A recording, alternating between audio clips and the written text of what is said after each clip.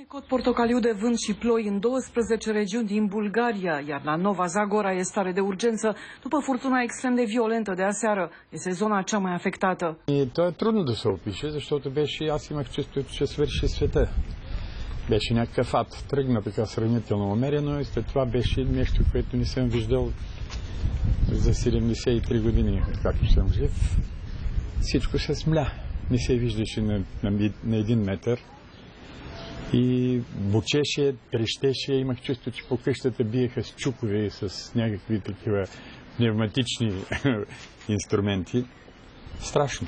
Șoselele sunt blocate de arbării culcați la pământ de vânt. Au fost avariate sute de clădiri și autoturisme.